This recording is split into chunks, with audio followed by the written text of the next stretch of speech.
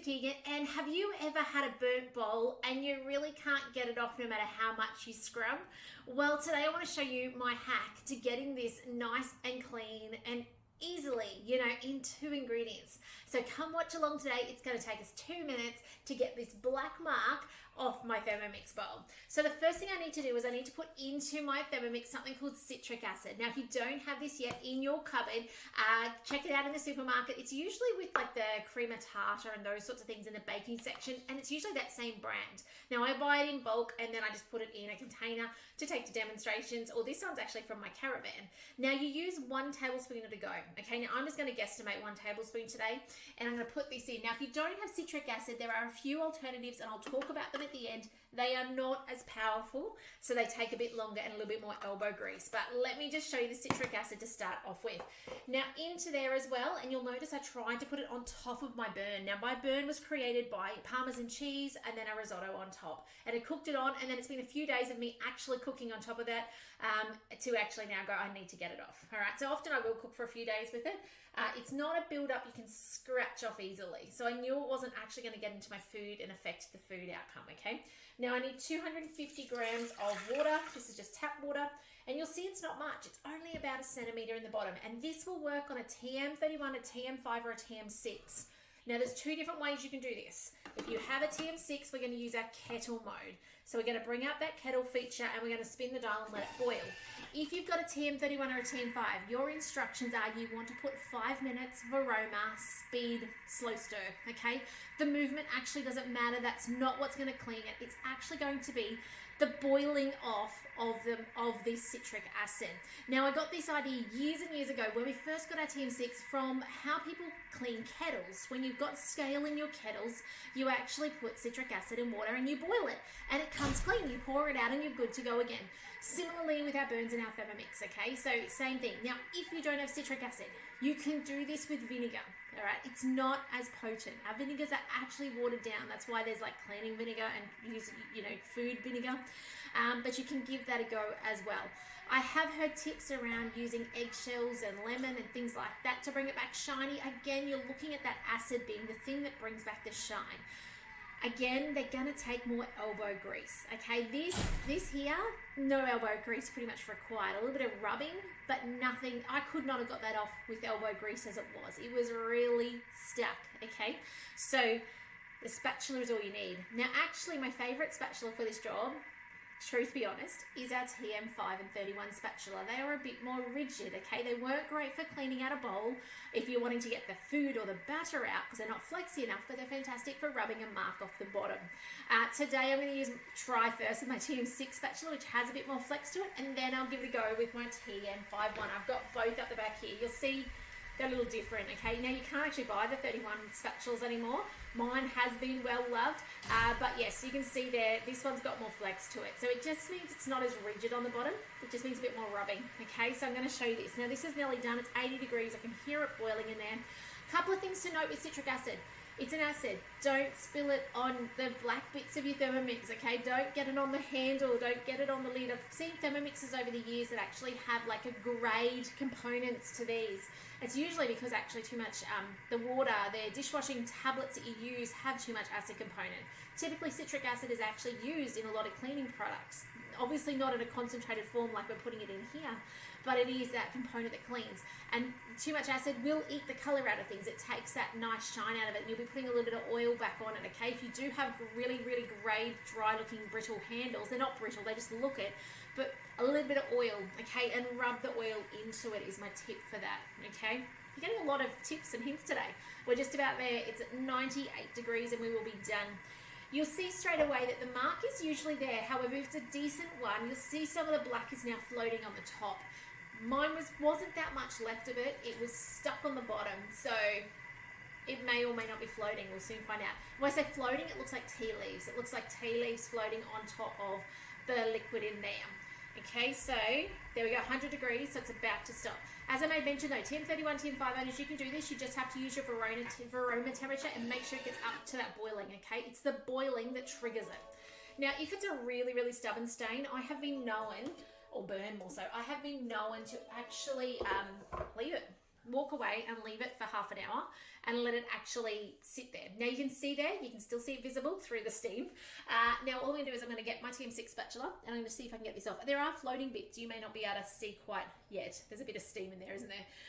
But there are floating bits in there as well. So all we need to do now is actually give this a little rub. Now if this won't come off like this with this spatula, I would suggest grabbing something like a wooden spoon or one of your normal home spatulas. Obviously don't use anything sharp.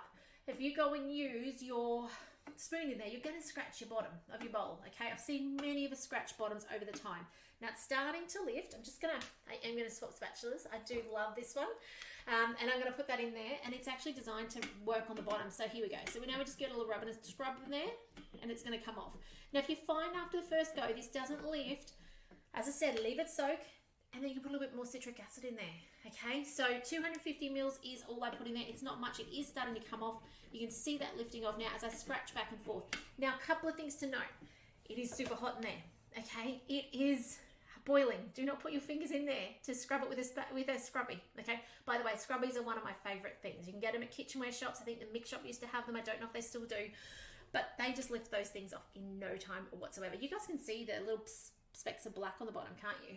If you look hard, you can see where it's lifting off. I need to get in there a bit more in a second. But never use stainless steel or steel wool type stuff against your bowl because it will scratch and damage the base of your bowl. All right, and that is in essence the heating element of your Thermomix. So let's give it a little rub and scrub and let's see if it'll come off. And it is lifting, okay? You can hear it, you can see it.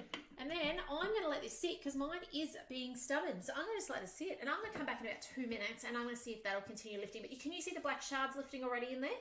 Sometimes you'll find it will lift straight away. As I said, it's been a couple of days of cooking on this. I've done a steamed chook. I've done all sorts of things the last few days. So it is well and truly stuck on, which is good because I want to show you the real deal. So I'll come back in 2 minutes. I'm going to let this soak maybe 5 minutes. You guys will see the temperature when I return. It's currently sitting at 75. And yeah, we'll see if we can get this off without having to scrub. And I'll actually come back with some of my favorite cleaning products as well. So I'll see you shortly. Okay, welcome back. It actually has been so long my Thermomix went to sleep. So anyway, I'm back and I've actually brought some cleaning products with you that I'm going to show you my favorite bits and pieces that we use not very often because the great thing is with the Thermomix you've got your pre-clean function, but when you do need to get something off then it's easy to do so. But let's just have a look. This has been sitting there, what's it at, 40 degrees now, so it's actually significantly okay now, like it's not going to burn me anyway. But you can see there as I give this a scrub, let's see if it comes off a little more. Now I do have this TM31, TM5 spatula. Excuse my elbow as I do this. Can you guys see how that's just lifting off now? Now what I would ordinarily do in my kitchen is I tip this down the sink and I give it a little rub with either the Thermomix scrubbing brush. Now these you can get in the mix shop. Okay, now if I do this, let's have a look at how it goes. I find that that's not as bristly. It is lifting. Can you guys see how it's lifting? But it's, oh hang on, there we go. But I'm not one for playing around and taking time, right? I like things done super quick. So that to me, I wouldn't try that. The bristles are just too soft. Cool for, you know, getting off that loose bit of dough off the bottom and stuff like that. But for something to stain like this, you need something more abrasive than that. Now, I'm going to talk about something a little more abrasive, but this is not for this job either. This is actually for the blades. These come in a 2-pack in the mix shop. Amazing for getting under the blades, okay, when the blades are out. But this, on the other hand, is my favorite. These are called Scrubbies. As I made mention earlier, kitchen shops, mix shop, like $5, not even that. And these are great for anything in the kitchen, okay? They just take everything off. To be careful cleaning your sharp knives with them, they'll take the blade off the front of those two. So all I'm going to do is I'm actually going to put that in there. Now, normally yours would be boiling hot still. You wouldn't have been distracted like I was, I'm sure. And we can put that in there and we can give it a little rub back and forth. And you're just going to see the abrasiveness of this scrubbing. Now, my scrubby has got to be about 5 years old. So it's actually well loved. It's not as abrasive as they are when they first come. They're made out of a recycled wool product. And look at this. Have a look at what's happening in there. Hang on. Oh, I can't do it while you guys lift my elbow in there. Let's just see how this is going. I'm just going back and forth. I'm not really applying much elbow grease. But look at that. How cool does that look? Now, a couple of things about cleaning with citric acid. Number one, don't go putting your fingers in there. It's a really strong acid, okay? So I've never tried, but I would presume it's not great for your skin, especially not long term. If you get your hands in there, really wash them quick because you've made a concentrated form in the bottom. So I would advise no hands. I mean, you're going to be at a sink, you're going to tip it out, you're going to put, you know, your scrubby in there or your brush and you're going to give it a bit of rub and it's going to come off. That's it. Like, you don't even need to put elbow grease into it. So yeah, that's number one. Number two, don't spill it on anything. And number three, make sure you wash out your bowl afterwards, because otherwise this is going to curdle your milk product that you put in next. Okay, so it'll just curdle that, and you don't want that. But can you see how much, or little more so, that is left of that mark now in the ease of that? So I'll just give it one more wiggle and see if I can get it off. I actually want to tip out the liquid and show you the guys how clean this looks at the end. But here we go, nearly done. I'm going to get the last 3 dots off. So cool. All right, let's pour this out. See how we go. I'm pouring it into a jar. Okay, I'll just lift out that scrubby. I don't particularly want to touch the citric acid. As I made mention, you'd be in your over your sink, wouldn't be an issue. All right, look at this. I'm going to show you this beautiful jar. It's going to be so sparkly clean. Look at that, friends. Oh my goodness, how good is that? So, very little elbow grease required. Most of the time, none. Okay, that was probably a more stubborn one. I've cooked on it for a few days now, so it's actually a little bit more stubborn than most of the ones. If I've, burnt jam to the bottom, it comes off without, like, it's just that spatula in there, wipes and just lifts. Like, it's amazing. So give this a go. Put it on your shopping list. You can buy it at the supermarket. They're a little Mackenzie, I think, brand container.